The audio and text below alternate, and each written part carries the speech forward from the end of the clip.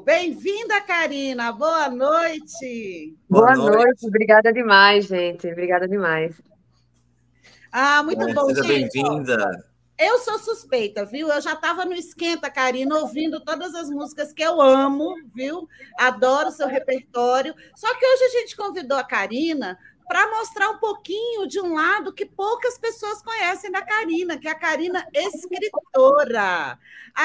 Mas antes da gente falar sobre a sua carreira, Karina, você foi muito atuante nas redes, você falou muito na questão da pandemia, do impacto que isso teve na vida do artista, né? Na indústria cultural como um todo. Eu e Marcela, a gente estava bolando aqui, vendo o que a gente ia perguntar, a gente queria saber de você, como foi vivenciar o pandemônio do Bozo, do O Inelegível, com a pandemia. Como foi esse desafio, Karina? Conta pra gente. Ai, eu não sei, eu nem sei nem dizer como é que a gente tá aqui, né? Passou e você, meu Deus, como que a gente conseguiu chegar aqui, né? Foi muito, né? Foi muito pesado, foi e tá sendo ainda, né? Muito luto para todo lado. E ao mesmo tempo que pararam, tirando, né, do lugar onde eu estava, né, ao mesmo tempo que pararam os trabalhos completamente, eu tive ainda condição de ficar em casa, né, de ficar quieta, de não me aglomerar, que a maior parte das pessoas do país não conseguiram fazer isso, né? Então ainda tinha isso, né? Você tinha que ficar nesse sofrimento todo, mas tentando levar, né? E para a cultura foi um negócio muito louco, essas duas coisas, para tudo, né? Para tudo. Mas na cultura, isso aí foi um negócio realmente que vai demorar para voltar, mas tá turbina total, né? Todo mundo, todas as turbinas ligadas para conseguir fazer isso. Uhum. E primeiro, boa noite, Karina. Obrigado por Boa estar aqui noite, com boa noite. a gente. Uma honra entrevistar você. E pegando, então, já aproveitando essa deixa, Karina, e como que tá? Nós completamos 6 meses de governo Lula, né? Nós temos uma artista à frente do ministério. Passamos 4 anos com pessoas ignorantes, atacando, né? Da pior espécie, assim, né, da misoginia mais baixa, do racismo mais baixa, né, foi assim, o inferno mesmo, assim, insuportável.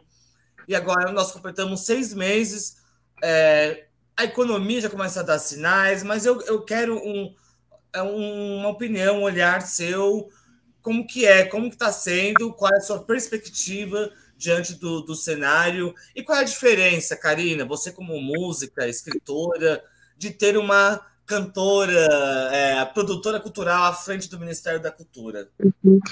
Eu acho a primeira mudança de cara já no discurso, né, em tudo, a gente voltar a falar sobre as coisas que importam, né, dentro disso, a discutir cultura, inclusive discordar, né, e conseguir debater sobre isso num lugar legal, né, num lugar de discussões saudáveis, né, porque são diferenças muito grandes, né, a gente ouve muito, né, a classe artística não se une, é difícil se unir à classe artística, porque são as classes artísticas, né? Uma diferença muito grande entre, né, quem está no mainstream, quem não está, quem está independente, quem tem selo, quem não tem, quem é do maracatu, do caboclinho, da escola de samba, quem é da banda, quem canta no bar, né, teatro, cinema. Então, assim, você já começa a ver, né, as pessoas que estão nessas pastas, nesses lugares, à frente das coisas, elas serem, né, pessoas que não ou pode ser artistas ou não necessariamente artistas, mas que trabalham com isso, que entendem disso, já é um respiro absurdo, uma coisa, né, que a gente fica muito feliz e ao mesmo tempo é muita coisa para arrumar, né? É muita coisa para arrumar, tem muita coisa que depende de prefeituras, de governos também, né? Então essa coisa de ter Paulo Gustavo, de ter Aldir Blanc, de ter tudo isso, aí demora um tempo para chegar, né? E aí tem que pressionar também, tem cidade que nem foi lá, né? Cidade não, prefeito, né? Tem prefeitura que nem foi lá para direcionar esse dinheiro dessas coisas, mas é isso, é uma reconstrução total, né, de tudo. Mas eu tô com esperança, eu vejo uma coisa no dia a dia É outra vida. Ao mesmo tempo, demora um tempo para isso chegar, né? Em todo mundo. Vamos acompanhar e vamos trabalhar, né? Muito trabalho para ser feito no coletivo. E, Karina, conta um pouquinho para a gente quem é a Karina escritora, porque a sua carinha é a carinha da música, para mim, né? Do tambor, né? Uma percussionista sensacional. Conta um pouquinho para a gente dessa experiência com o Mayná, fala como foi o início desse livro, de onde veio essa história e o que ela representa para você. Nossa, eu sempre escrevi, né? E aí, a partir de um determinado momento, lá por 1997, eu comecei a transformar essas coisas em música, né? Jogar na Comadre Florzinha, jogar na Ed, né? E depois no meu trabalho solo. Mas sempre escrevi em outros formatos também e ficava meio guardado. Aí comecei a escrever na Revista da Cultura, durante um tempo, acho que 2 anos. Depois, agora tem uma coluna na Revista Continente. Aí, em 2015, rolou um convite da editora Rocco para eu fazer um livro, que foi o Desperdiçando Rima, que foi meu primeiro, né? E aí, para mim, foi uma grande mudança ali. E eu achava, na verdade, que tinha sido uma grande mudança no jeito de escrever, mas eu acho que foi mais na maneira de eu aglomerar as coisas que eu escrevia, né? Porque depois acaba que o Desperdiçando Rima todo virou música. Eu tinha dito que era completamente diferente. Quando eu vi, tudo virou música. Tipo, no Desmanche, meu disco de 2019, se for ver, tem coisinha que eu peguei Desperdiçando Rima, espremi, mudei, entronchei e fiz virar música. E aí, no Mainá, que é pela Todavia, né, que é do ano passado, é um romance, né, e realmente me mudou uma chave da maneira de escrever. Um romance tem uma coisa diária, né, de ficar ali perseguindo a história, porque eu sempre fui de escrever e largar, e pegar de volta na hora de fazer, né, na hora de virar disco, na hora de virar música, pegar aquilo e sair organizando. E Mainá, eu tive que ficar ali, né, é um personagem antigo, meu. O personagem eu tenho desde, acho que 95, né, e um esqueleto da história, só que era uma peça com bem pouco texto. Só que aí, auge da pandemia, eu resolvi fazer uma oficina de escrita de Andrea Del Fuego, escritora maravilhosa, absurda, que eu nem lembro como foi que eu fui cair na oficina dela. Acho que alguém em comum, talvez Dani Arraes, fez algum comentário, divulgou, e eu fui atrás e fui fazer, mas fui toda cheia de tremelique, porque eu sempre tive medo de oficina de escrita, como eu tinha de aula de redação na escola. Eu ficava, meu Deus, não vou conseguir, não vou, não sei o quê. E aí eu me apaixonei completamente por aquelas aulas, pela turma também, às vezes acabou todo mundo ficando amigo e fazendo para sempre a oficina de Andréa. Diante da escrita, o nome da oficina virou Diante da Escrita Infinity, porque não acabava nunca. E aí, nessa de escrever e ler para as outras pessoas ouvirem, né? E isso começou a rolar uma coisa, uma demanda por Mainá também. Eu joguei em algum momento algum texto de Mainá, e aí todo mundo queria saber qual era a próxima coisa de Mainá. Então eu acabei tendo que escrever mais sobre Mainá e lá para Santas André, porque você não transforma num livro. Aí eu falei, sim, senhora. E aí peguei isso e montei, lá vai eu, post-it na parede, roteiro, ordem dos personagens, parará. Então, realmente mudou a chave, assim. O romance é outra brincadeira mesmo, é bem diferente. Mas você quer perguntar, Marcelo? Eu posso ler alguns chats aqui, olha, que a galera tá te dando boas-vindas. Nós temos uma comunidade muito amorosa, viu, Karina? Que massa. A Germina falando esplêndida, Karina do Brasil. Ela de novo, Karina, mulher ao cubo, quero mandar um beijo para o Yuri Ferreira, nosso amigo de redação. Ótimo, obrigada pela audiência. Aí, olha, a Maria José Rosa Teixeira fez um comentário interessante. Para a gente lembrar que o ministro da Cultura, Mário Frias, que era um secretário especial, né, gente? Porque eles acabaram com o Ministério da Cultura. Ia trabalhar com arma na cintura, um ignorante sobre cultura, sediador. É a semiótica da extrema-direita, né, gente? Ela é violenta, ela é truculenta, ela não gosta da cultura, né? Então, e tem o CEP oficial, 1914, perguntando se você está solteira, Karina. Nossa! Ai, meu Deus, tô amando essa audiência, que maravilha! Que maravilha! Não, não estou solteira, estou casada com o Max B.O., das rimas maravilhosas da música, filme de terror que a gente fez junto. Vamos ouvir aí, minha gente. Que maravilha isso. Pois é, tinha arma na cintura antes, tinha uma coisa totalmente distante, né? E é muito difícil isso, porque a gente começa a acostumar, né? Porque era um dia a dia tão absurdo, era tanta coisa absurda ao mesmo tempo, que parecia que um monte de coisa importante era detalhe, né? Então, né, acabou o Ministério do Trabalho, acabou o Ministério da Cultura, né? E aí, vai para onde? Eu lembro até que teve uma vez que eu não quero nem falar o nome dele, é tão bom ficar sem falar o nome dele, a gente falava dele Sim, todo nossa. dia, né? É uma energia Sonhava. ruim falar o nome dessa gente.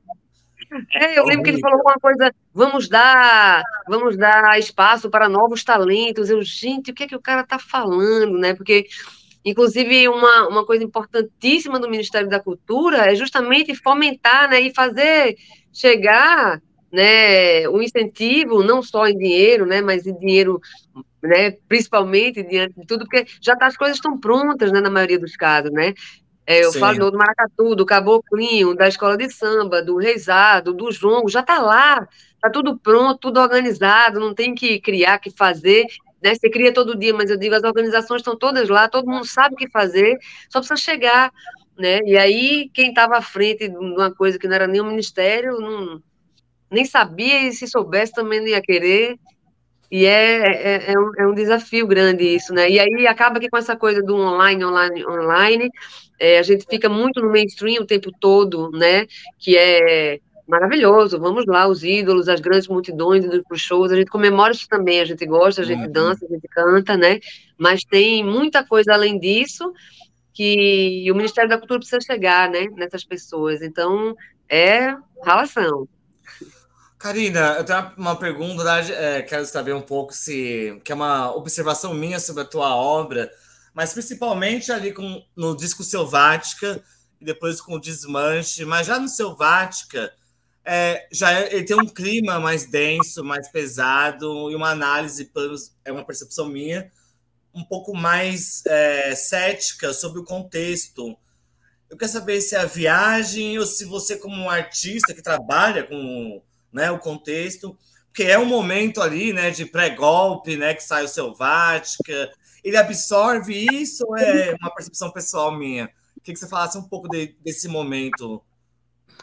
Eu acho que absorve, eu acho que por mais que a gente que está escrevendo, fazendo música, a não ser que seja uma coisa direcionada, né? Eu vou fazer isso aqui para atingir esse Sim. público, né?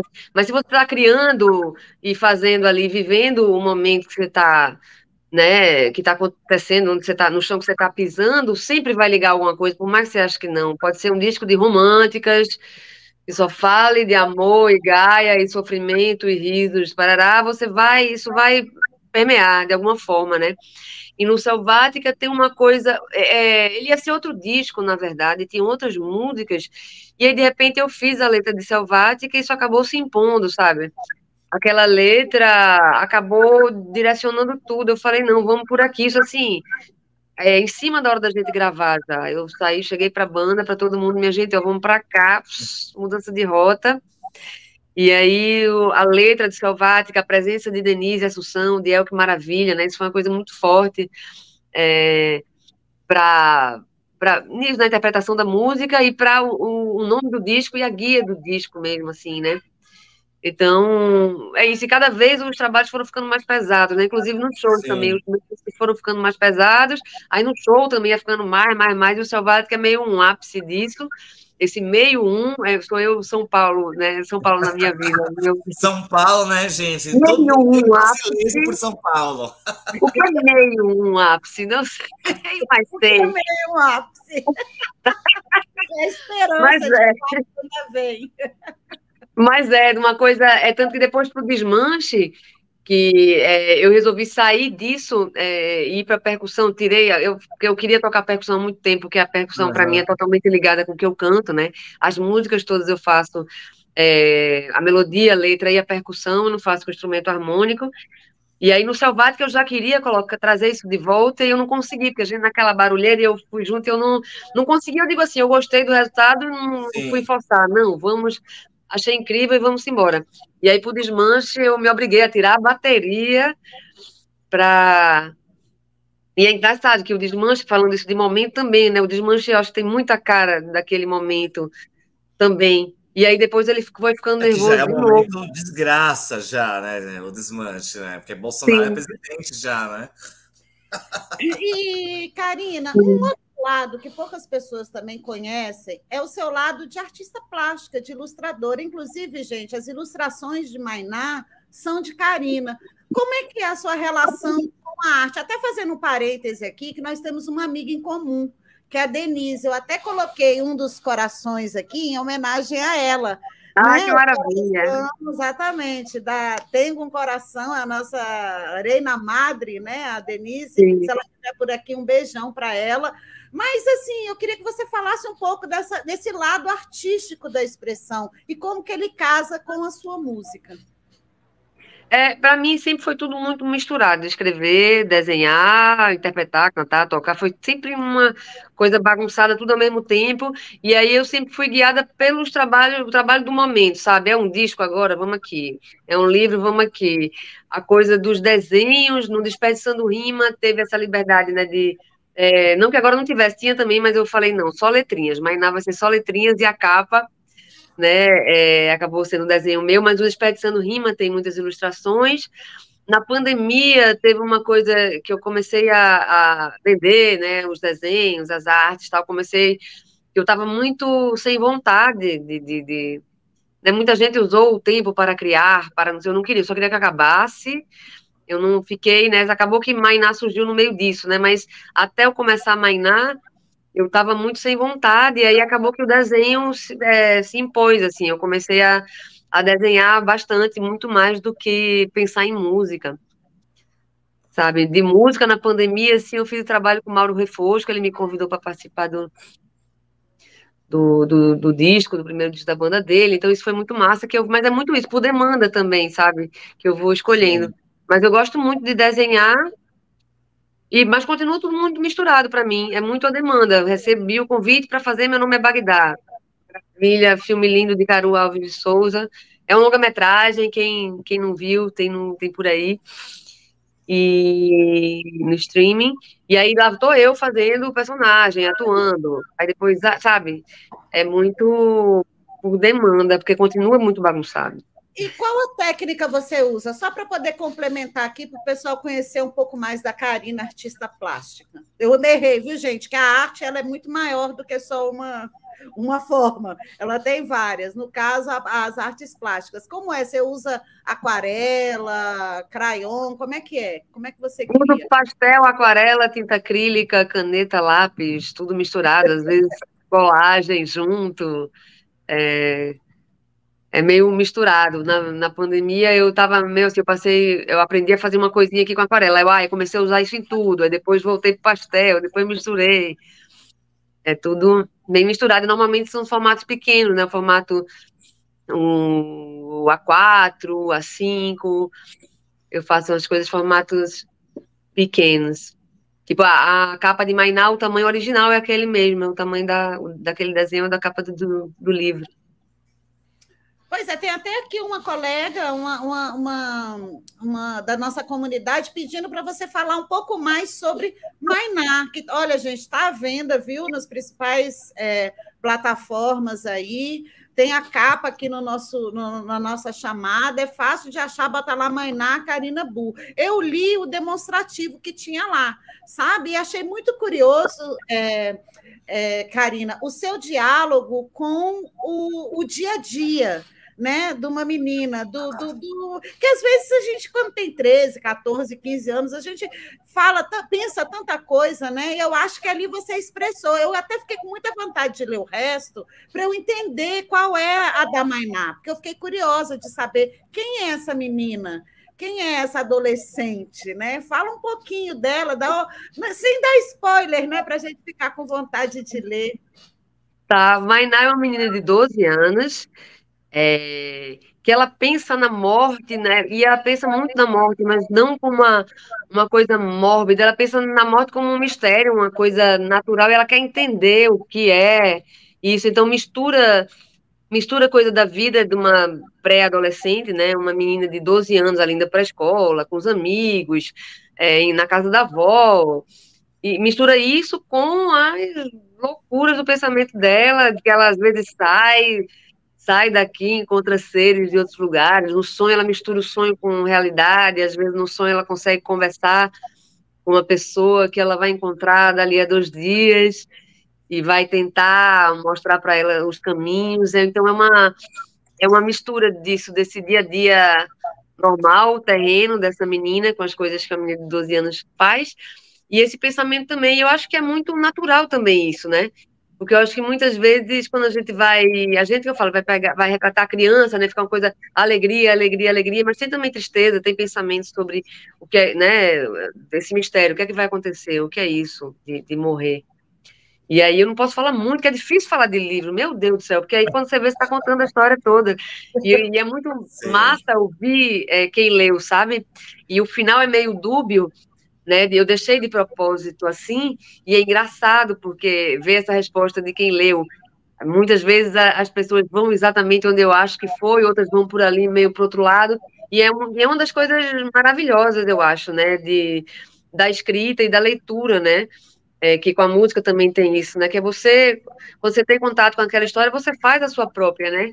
A partir do momento que você escreveu o que você jogou no mundo, aquilo ali vai virar outras coisas, ganhar outro significado, né? Tem coisas que eu coloco ali, tem uns links com candomblé, por exemplo, que não necessariamente a pessoa precisa entender ou ter uma ligação com o candomblé para pegar aquele trecho do livro, aqueles pedaços, sabe? Eu fico imaginando também como vai ser uma pessoa que não tem essa ligação, ler isso e ir por esse caminho, porque é também bem interessante. Uhum. Então é isso, e é sempre muito bom. Quem for ler aí, leiam, leiam, leiam. Quem for ler Mainá, gostando ou não gostando, fala para mim, me marca, posta. E é engraçado, porque livro, música é mais fácil de você espalhar, no sentido, você lança o disco, você escuta, já escutou, né? Livro, você tem que as pessoas saberem que você escreveu, Sim. comprar e depois ler, e demora, né? Outra, né? Então, é engraçado, é um tempo totalmente diferente do tempo de música. Uhum. E, Karina, você comentou, né, que durante a pandemia você não tinha inspiração para música, clima, né, aquela coisa da morte, né, que nós vivemos no Brasil, né? Você tinha uma criatura que todo dia acordava, né, e falava absurdos, né, diariamente. Então, passamos mais ou menos também, né, não estamos totalmente fora daquela onda, né? Eu costumo dizer que tá todo mundo meio fritado ainda, assim, da pandemia, né? Porque foi uma coisa intensa. Que foi a pandemia, foi um tirano de extrema-direita no poder, falando dos maiores absurdos. Aí tem essa ruptura, de repente controla o vírus, vacina, e estamos aqui. Foi tudo muito rápido também, né? Essa saída, né? Então isso também tá meio uau. Mas eu queria saber se nos últimos tempos você está compondo, como que tá a coisa com a música, que você passa um pouquinho pra gente, você e a música, como que está Massa. isso? Eu acho que a gente tá todo mundo lascado, todo mundo quebrado, todo mundo fodido, né? Tá muito Sim, difícil. Ninguém todo mundo ao mesmo tempo querendo curtir, querendo festejar, querendo, né?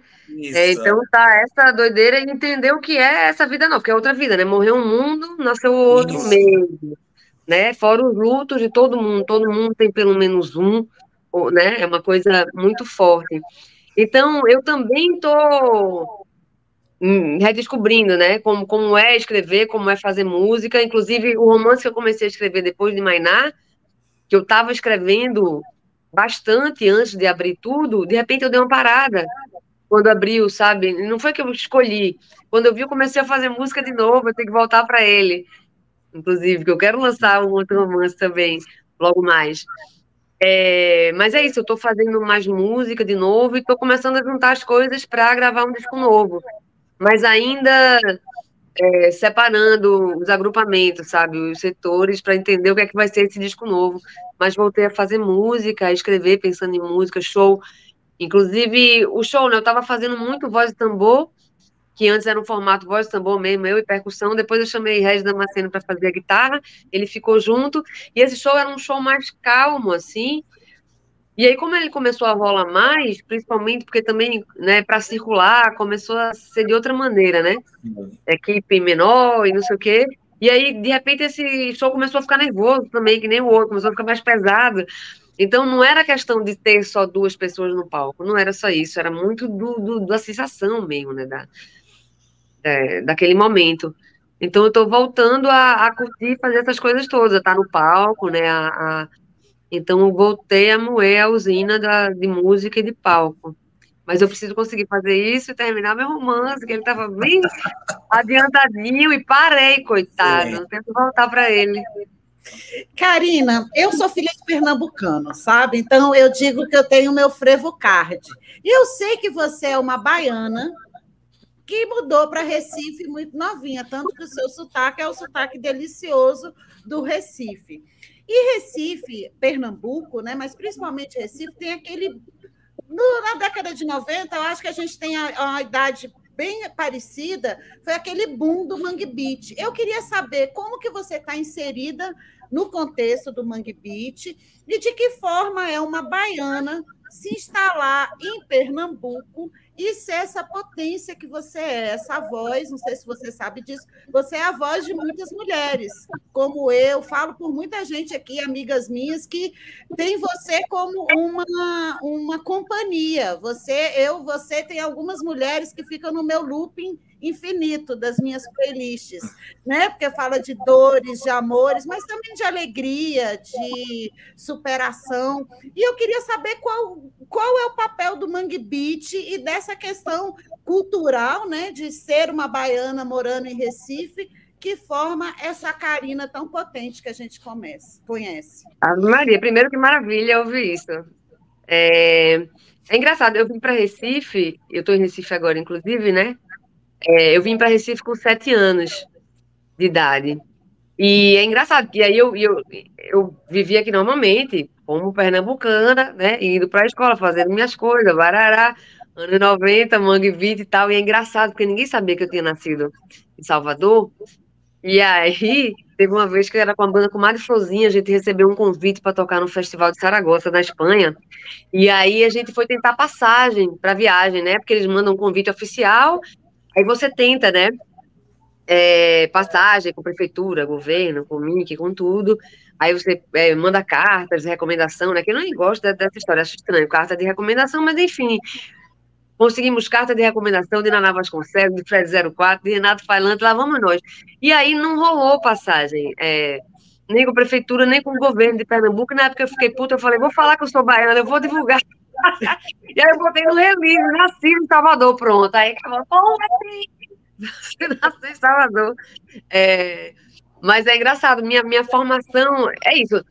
Para mim é muito forte a coisa de Salvador, né? Foram os meus primeiros 7 anos, né? Então teve uma coisa de musical muito forte. Foi lá que eu aprendi a falar, a escrever as primeiras músicas.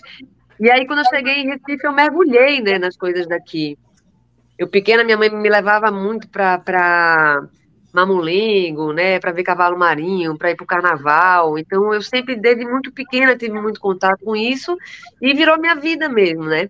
Isso. E aí, nos anos 90, começou essa coisa que foi muito louco, que foi... É engraçado, eu fico tentando entender a perspectiva de quem está de fora disso, para tentar entender o que aconteceu, né? Porque sempre que tem essas movimentações, né, o que fica né, fica um manifesto, fica as bandas, e assim foi uma coisa, não era nem a cidade inteira, né, porque tinha Olinda, era o estado inteiro mesmo, era uma coisa muito forte, de todo lugar. Então, assim, era no forró, era no samba, era no rock, era no misturado, era em tudo, muita coisa ao mesmo tempo.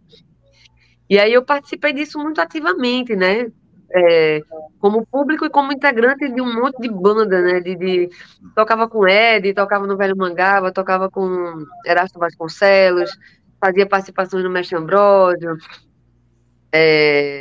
o Naná, e depois veio a Comadre Florzinha, antes tinha o Sucesso Samba Clube. E aí na verdade, em 92 eu comecei a tocar, toquei no Piaba de Ouro, no Maracatu, de Baque Solto, de Mestre Salu, e depois no Estrela Brilhante, que é o Maracatu de Baque Virado. E é minha escola, né? Porque isso também vai se transformando com o tempo, né? Mas é isso, foi o lugar onde eu aprendi, onde eu aprendo, né? A fazer música, a cantar, a tocar, foi na rua, tocando e vendo show, e vendo apresentação, e, né? Tocando. E aqui tem uma coisa muito forte, né? Aqui que eu falo Pernambuco, dos ciclos, né? ciclo natalino, ciclo carnavalesco, ciclo junino, onde tem muita coisa acontecendo, né? De música, de teatro de rua. Cavalo Marinho é um grande teatro de rua, né? Então, isso é muito. Inclusive, em Mainá, isso está muito forte também, a coisa do terreiro, onde acontece a festa, a poesia. Então, isso é uma coisa bem forte para mim. E, ao mesmo tempo, é uma Karina, coisa de desbravar também, né? ai, desculpa.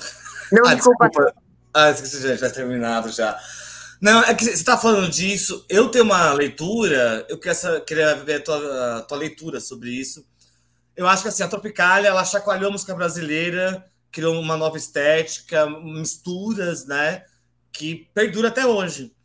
Mas eu também creio que, pelo menos acho que dos últimos movimentos, o Mangue Beat também foi o responsável por chacoalhar a música brasileira e também criar uma outra estética da música brasileira e influenciar muitos artistas, muitos, né?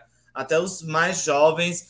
Eu queria ver se você tem essa impressão também, por ter participado, mas também se você também concorda que o Mangue Beat teve essa potência de criar uma outra estética da música brasileira, e não só na música, cinema, literatura, você tem um movimento, né, da poesia, do cinema, e junto com a música ali. Essa é uma percepção que eu tenho. Quer saber se você concorda, como você lê isso? Hoje, 30 anos depois, né, que explodiu esse movimento. Eu acho que teve uma coisa muito forte, para mim, no meu entorno, completamente, né? Isso, uma coisa muito viva. E eu acho que para o país também, a grande coisa, e ao mesmo tempo, é um tipo de movimentação que acontece em muitos lugares ao mesmo tempo, né? Eu não acredito que é nunca isolado ali, é plim e nasceu, né? Eu acho que é uma coisa que, por um motivo ou por outro, acaba um se destacando mais, outro menos, ou tem muita coisa Sim. que não tem uma tabela, né? Uma regra. É uma coisa também solta, né? Eu acho muito, muito importante. Eu acho que ficou uma coisa estética muito forte e, ao mesmo tempo, embora eu acho que tenha chegado, né, em muitos lugares, não fica como nacional, né? Fica como uma coisa, aquele eterno regional, né? Ainda, né? Deixa eu fazer um parênteses. Hoje de manhã eu estava assistindo o jornal, gente, aí um jornalista estava falando da disputa de verbas entre governadores. Aí ele falou assim, gente, juro, isso não é um absurdo. Não, porque nesse ano os governadores de Rio e São Paulo perderam dinheiro, mas os regionais do Nordeste conquistaram mais. Eu falei, ué, mas São Paulo e Rio não são regiões também? Então, só para completar, então, que você entrou nesse ponto, Karina, porque é um absurdo. Quando a gente pensa o cinema influenciado pelo Mangue Beat, o cinema de Pernambuco influenciou o cinema nacional. Né? Você pegar ali Cláudio Assis em 2001 com Amarelo Manga, aquilo foi uau no cinema brasileiro, que foi igual ao Central do Brasil, quase 10 anos antes de Amarelo Manga. E ainda assim, quando você vai ler matérias no Sudeste sobre o Cláudio Assis, ou outros cineastas que vieram depois dele, ou na mesma época, porque é o cinema de Pernambuco. Né? A sua música, que você é uma artista nacional, também excursionou fora já, a cantora regional de Pernambuco. Como que você lê isso? Depois de tanta coisa que Pernambuco influenciou, sai de Pernambuco, mas vira algo maior. Assim, eu queria saber a tua leitura sobre isso. Isso ainda é assim, não sei se isso acaba, é uma coisa engraçada, porque parece que não tem ter. Ah, mas é porque é longe de onde? Inclusive, o meu segundo disco solo tem o nome Longe de Onde por conta disso, porque era sempre essa coisa, regional, regional, regional, né? E tem uma coisa muito de caricatura do Nordeste também, né? Uma coisa que eu sempre, logo que eu comecei a fazer, não mentir para você, meu trabalho em 2010, né, principalmente, tinha muito isso, né? Que você chegou na cidade grande, gente, Recife é um inferno. Recife não é bucólico, né? Até tem umas partes, que bom, né? Mas Recife é inferno, é pandemônio, não é São Paulo neurose e Recife tranquilo, de maneira alguma, né? Chegou em São Paulo e descobriu o rock and roll, amigo. Então, mas ainda tem isso, né? E olhe que com esse destaque, ainda teve um destaque para o Mangue Beat. Então você vai ver a galera do norte falando, né? Isso fica às vezes muito mais forte, né? Até porque tem essa coisa, tem uma coisa tem o racismo de sempre, né? Dentro também, essa coisa de caricatura de Nordeste e muita falta de informação também, eu acho, sabe? Sobre a música, a arte que se faz fora, né, do eixo Rio-São Paulo, que é chamado Brasil, né? Então, muitas vezes se sabe muito mais sobre o blues, né, de tudo que é canto do mundo, do que coisa daqui mesmo. Então, fica lá, chama de folclore, chama de cultura Isso. popular, chama de não sei o quê, e fica ali como se fosse tudo igual, como se fosse Exótico, morto. né? O E assim, exótico. e que é racismo também, né? De novo, Sim, né? Porque sim. tem evolução todo dia, né? Você vai em sambada de maracatu, né? De baque solto, é um negócio aquilo ali que muda todo dia, que tem gente velho e jovem fazendo e revolucionando a maneira de fazer poesia e de tocar e de tudo, e aquilo fica como se fosse uma coisa parada e que fosse para a classe média ir ali beber na fonte e fazer uma coisa que tenha. é, que dê para chegar, como se tivesse que arrumar aquilo ali, dar uma alisada para chegar num público, né? São muitas frentes de ação, assim, é muita coisa mesmo. Sim. É cada um todo dia, porque ainda fica, tipo, né? É uma banda artista. Inclusive, quando vai botar. Várias vezes eu fico mesmo querendo dizer Karina Bull, sem falar cantora, compositora, ou nasceu, porque sempre sai. Nascida em Salvador, criada em Recife, é, Sim, aí depois tem sim. radicada em São Paulo, acabou a legenda, não dá pra botar mais nada, já, tá? E quando é um artista do Rio, de São Paulo, normalmente é fulano, né?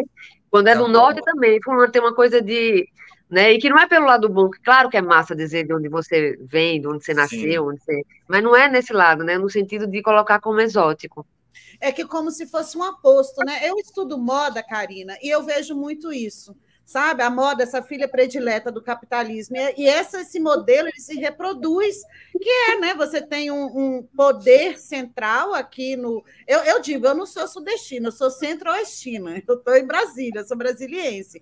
Mas aí a gente tem expressões aí em Recife, que é um lugar que eu conheço particularmente bem, que eu tenho muita curiosidade de que as pessoas daqui conheçam. Por exemplo, o brega, o armorial. Eu queria que você falasse um pouquinho, porque são expressões tão genuínas, tão brasileiras, né? O armorial, então, dá para a gente fazer um programa só para falar sobre isso, né? Tem Uhum. o nosso top mor, que é o Ariano Suassuna, representante disso, mas tem muito mais, está inclusive ligado ao Mangue Beat, né?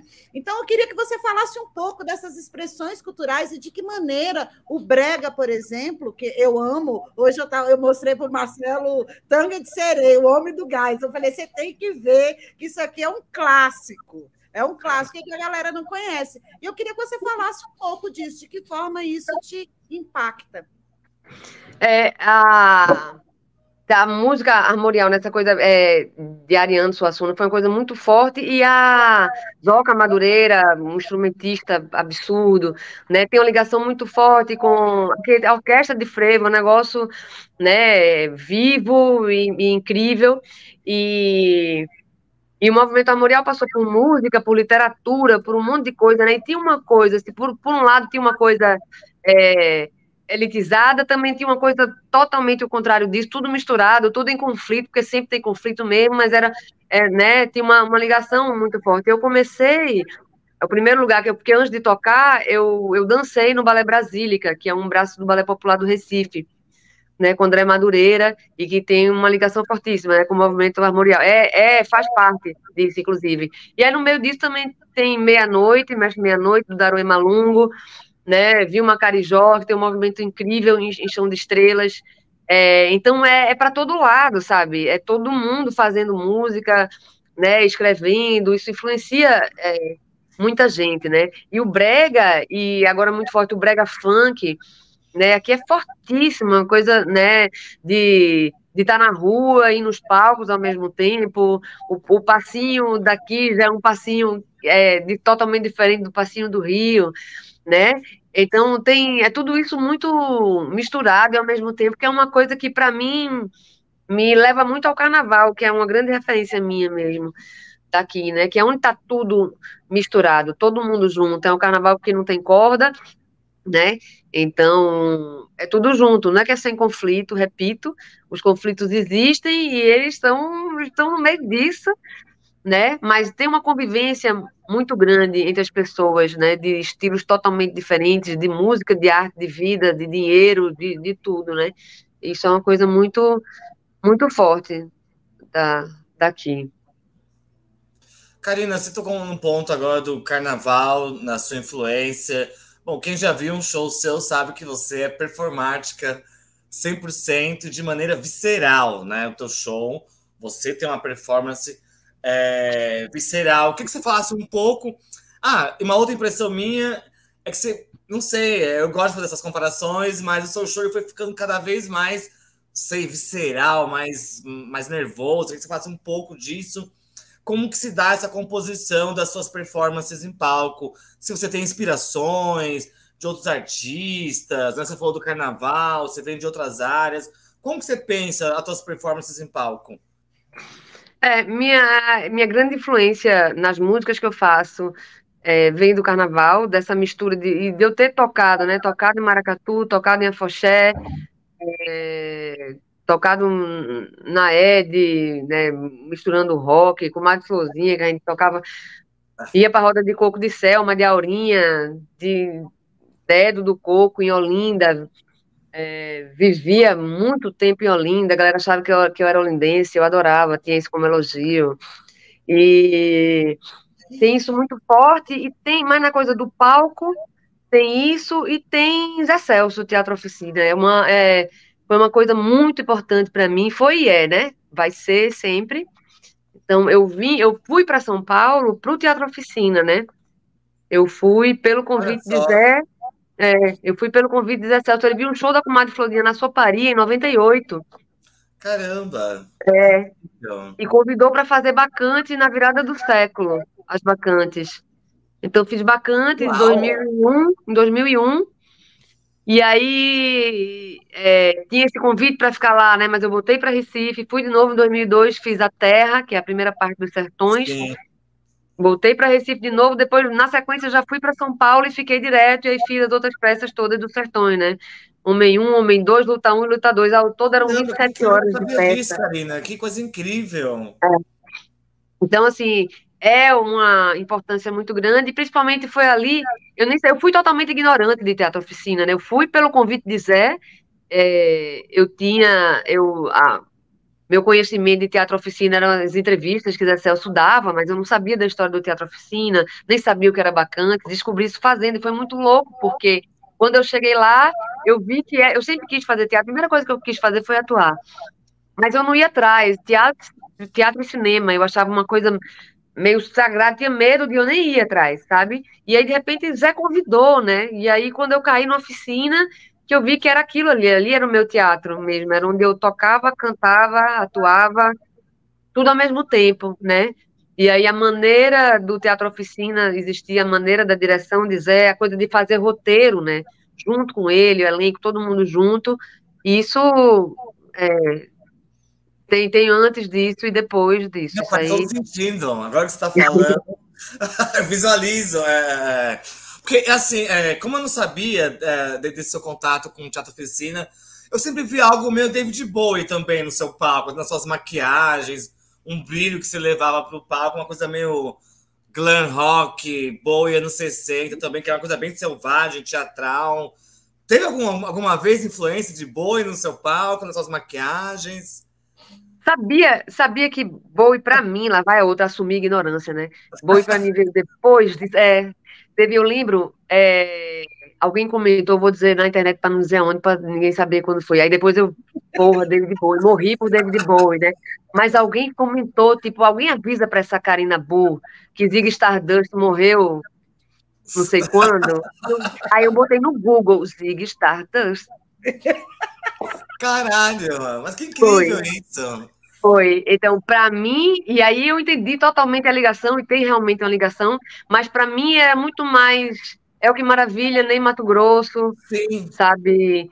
É, do que David Bowie, mas depois misturou tudo também, porque é não, isso, né? Eu acho que mas tá tudo quando a gente ligado, coloca né? assim, é o mesmo universo. Sim. Né? David Bowie, é o que maravilha, é o De Mato Grosso, a segunda fase da Elis Regina, que é a mesma época, anos 70, de um desbunde na música, né? Porque tem uma energia que circula, que às vezes os artistas não se conhecem, mas estão ali na mesma vibração, né? Estão produzindo uma mesma confrontação aos valores, né, do tempo, e os anos 60 e 70 era isso, né? No Brasil, você tinha regime militar, e nos Estados Unidos aquela caça, né, à contracultura, aos comunistas, matar muita gente. Não, se colocando assim é isso, não importa se conhece, porque tem uma vibração artística, política, que circula, né, e nem, não necessariamente com contato direto, mas que faz todo sentido. Eu visualizei um mapa aqui com você falando. E é engraçado que eu agora da maquiagem mesmo, tipo, eu não fiz, vou fazer uma maquiagem igual a Adnê, não era isso. Naturalmente, quando eu vi, estavam umas coisas aí, você perguntando agora assim, tipo, Ney foi influência total, minha mãe fã, tipo, desde pequena, né, eu via e ouço muito, então é uma influência realmente muito forte, e é o que tive a grande sorte de ter como amiga, né, depois de ser ídola máxima. Então, Karina, e agora falando aqui um pouco como fã, sabe? As suas músicas, elas dialogam, e música tem isso, né? Você encaixa onde ela cabe, né? Às vezes você nem tem a pretensão de dialogar e você acaba dialogando. E eu tenho até uma sobrinha, que eu vou mandar um beijo para ela, Elis, que é nascida em Recife, mas que mora em Brasília. Ela te ama. Quando ela chega em qualquer lugar, ela pede para tocar Karina Burr. Sabe? Eu queria saber com você como é a sua relação com ser mulher, com ser artista, com o conversar, com dialogar com essas mulheres. Eu não vou chamar a gente de marginal, mas a gente está à margem porque a gente refuta esse papel embrulhado, né, essa embalagem em que nos enfiaram.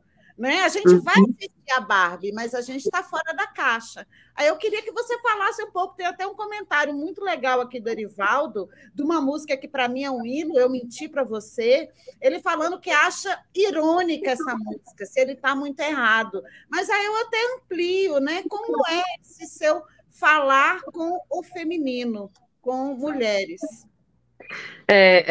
Tem ironia, sim, nela, e tem ironia em um monte de música minha.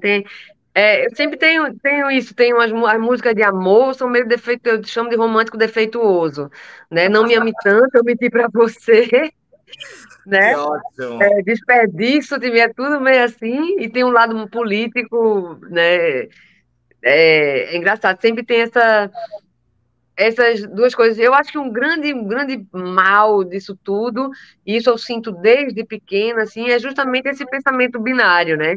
De homem para cá, mulher para lá, onde homem vai ser o que quiser, inclusive vai também sofrer para entrar nesse padrão do que quiser e posso tudo, menos chorar, né? E a outra parte serem mulheres, e ninguém sabe até hoje o que é exatamente isso, né? Porque são tantas coisas que foram colocadas ali como, né, ser feminino é isso, ser mulher é isso, né, que então são descobertas de todos nós, todos os dias, né?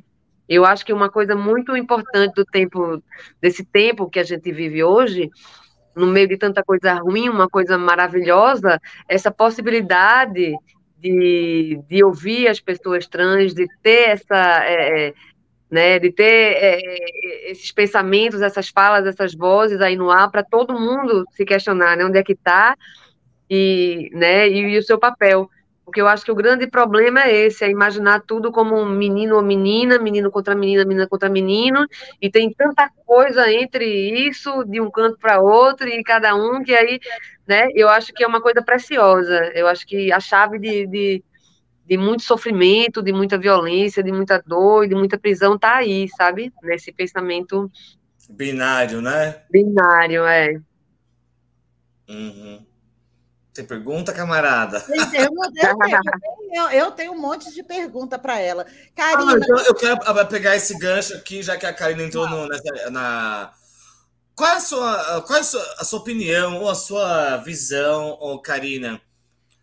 Antes, assim, o seu primeiro disco é de 2010. Primeiro ano Dilma, né, terceiro mandato do partido, né, de esquerda, dos trabalhadores popular, com políticas de mulheres, LGBT, com políticas raciais, né? Então eu queria como você tem observado isso, né? As mulheres da música, as LGBTs, na música, nas artes, no jornalismo, no cinema. Como que você tem olhado para isso, do seu primeiro disco para hoje, né? São aí quase 15 anos já. Uhum.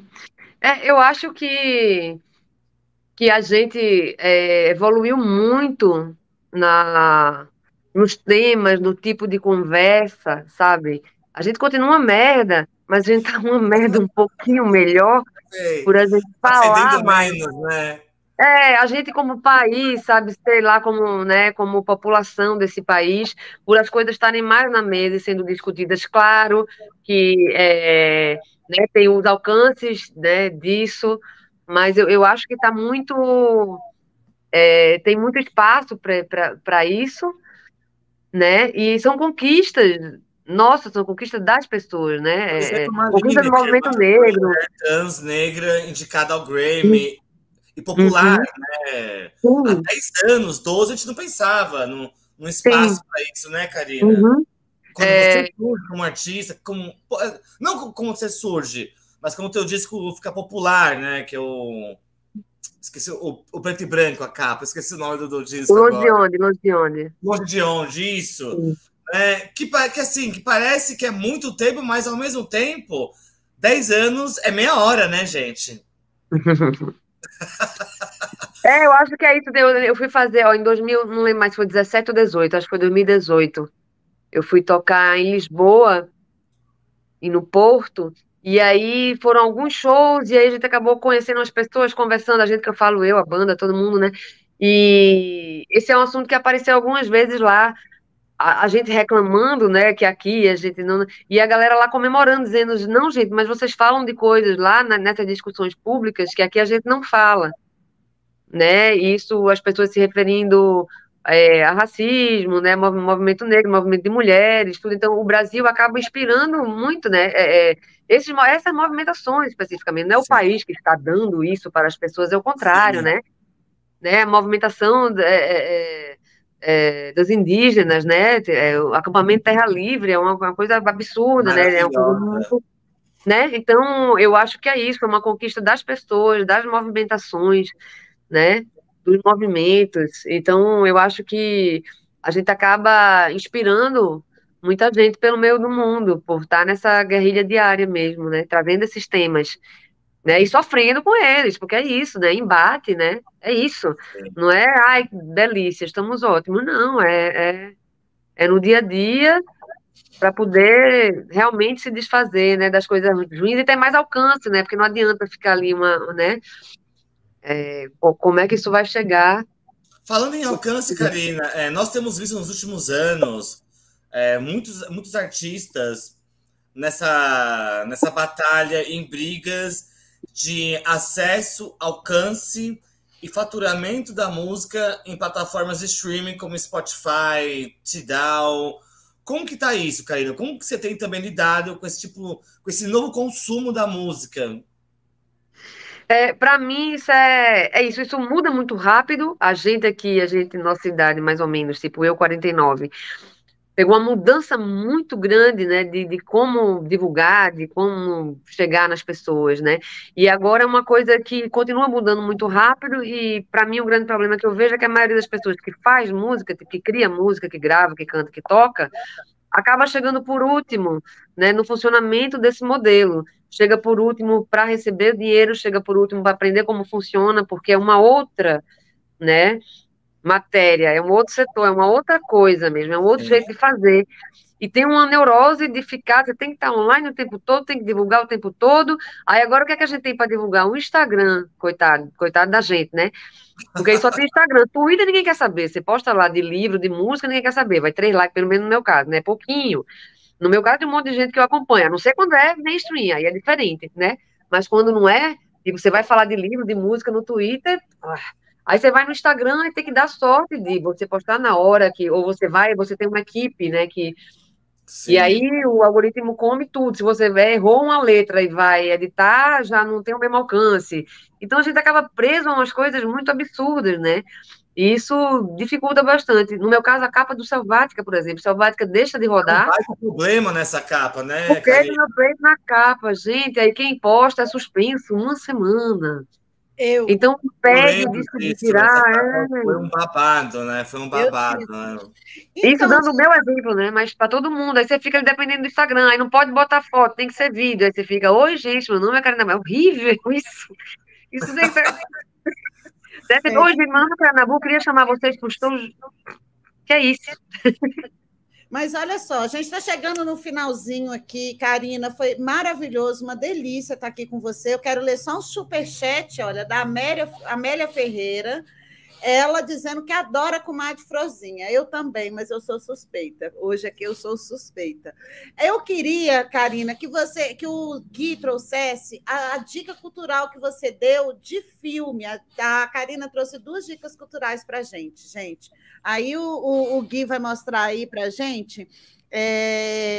Peraí, que eu tenho que colar aqui, viu, Karina? Que eu esqueci, tá aqui, ó. A Máquina do Desejo. Gui, coloca aí, eu mandei lá no nosso grupo. Aí eu queria que você falasse, Karina, conta pra gente por que você escolheu esse filme e por que você acha que é uma boa a gente assistir, além da Barbie. Pois é, esse é um filme muito impressionante que eu não vi ainda, mas eu já vi muitas partes dele e participei de partes dele também, né? Porque é a história de Zé Celso do Teatro Oficina. E assim, eu acabei de ter uma perda muito forte, forte, que na verdade é uma perda nossa, né? Uma perda do Brasil, que é Zé Celso, que na verdade não é uma perda, na verdade é a perda dele fisicamente, foi uma coisa, está sendo uma coisa muito dolorosa, mas tem aí essa coisa incrível que ele deixou, essas coisas todas, tantos lugares que ele chegou e chega. E esse filme Máquina do Desejo é sobre isso. Ele já estava pronto, já estava programado, e foi tudo ao mesmo tempo, né? A morte de Zé, o Máquina do Desejo. E esse filme está agora, está de 20 a 26, a princípio de 20 a 26 de julho, em várias cidades do país. Então dá para Eu acabei procurar de e ver, tá achar. no Unibanco aqui em São Paulo. Itaú, no cinema Itaú, isso. No Itaú, em Recife, eu vou ver amanhã aqui no Cinema da Fundação, né? Em Salvador, no Glauber Rocha. Então tem uns horários, vai se der, vai no perfil do Teatro Oficina no Instagram, né? É um filme de Lucas Isso, Veguinski na e porra Joaquim do Castro, Instagram. que são 2 incríveis. A gente conviveu muito no Teatro Oficina na época dos Sertões, e é muito importante esse filme, é muito importante de ser visto, e é importante que ele seja visto agora, né? Por tudo, por Zé, e porque filme, a gente, né, quando não é blockbuster, a gente nunca sabe quanto tempo vai ficar nas salas, quanto tempo a gente vai poder assistir. Isso. Então, vamos lá. Vamos. E o segundo, gente, tem a segunda dica da Karina, que é um livro que eu sou louca para ler. Eu tenho que ler esse livro. E eu queria que você falasse um pouco sobre A Queda do Céu, do Davi Copeaua e o Bruce Albert. Fala um pouco por que você acha que as pessoas têm que ler essa obra. Eu acho que é muito importante a gente ouvir Schopenhauer falando, né? Qualquer coisa que ele falar. E esse livro é importantíssimo para entender o momento que a gente está vivendo.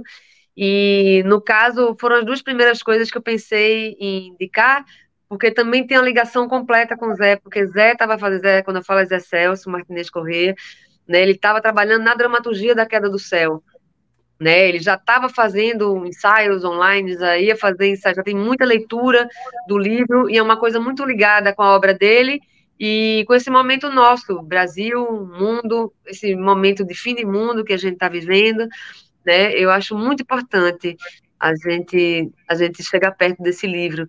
E aí, já que eu falei do Máquina do Desejo, ler A Queda do Céu e procurar assistir A Queda do Céu quando ela vira peça pelo Teatro Oficina.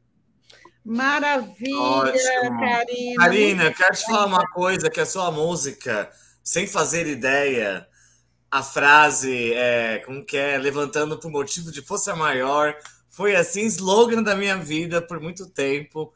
É uma música maravilhosa. Obrigado por nos ofertar tamanha arte e ser essa pessoa maravilhosa que você é. Ave Maria, minha gente. Obrigada, que delícia, isso que maravilha. Conversa incrível, obrigada pelo convite. Bom demais poder falar essas coisas que a gente falou. Obrigada mesmo. Olha, é o seguinte, a gente está aqui no lugar da Sinara Menezes, mas eu tenho certeza que você tem o espaço aqui aberto, tá? Na TV Fórum, porque você tem mensagem, você tem o que dizer, tem conteúdo, tem tanta coisa para a gente falar desse Brasil, né, Karina? Por exemplo, eu adoraria fazer uma roda de conversa sobre o movimento armorial, um movimento tão contraditório, né? Um cara que ressuscita a Idade Média e coloca o homem o sertanejo naquela estética. Eu sou pirada nisso. Acho maravilhoso, acho a cara do Brasil, tão contraditório quanto a gente. Eu quero muito agradecer você, agradecer a companhia do Marcelo também, meu parceiro aqui durante a semana, agradecer a nossa comunidade maravilhosa, obrigada pelo carinho que vocês receberam a Karina, ela é muito especial mesmo, ouçam Karina, leiam Karina, porque a nossa alma também precisa de alimento, e é isso que nos alimenta, né? Muito obrigada, eu quero passar para você de novo, Karina, se você quiser dar seu tchau, suas últimas palavras. Fica à vontade. Gente, só obrigada mesmo, foi maravilhoso. Eu sou ruim de falar, mas a gente acaba falando muito e vai, vamos. Eu entro numa resposta, quando eu vejo, já fui para outro lugar, cadê? Deixa eu voltar. Mas é isso, vamos. Deixa o apelo que Camila Mota fez também, vamos lotar os teatros, vamos lotar os cinemas, vamos fazer os ingressos ficarem acessíveis para, né, para todo mundo, para chegar, não só pelo preço do ingresso, mas. Livro. Vamos lá, vamos ler, leiam Mainá e vamos embora. É isso. Obrigada. Boa noite. Beijo, tchau, gente. Beijo para todo mundo. Bom final de semana. E segunda-feira a gente volta com Brocou, hein? Fiquem ligados aí do que vai bombar na internet. Beijo para todo mundo. Tchau, tchau.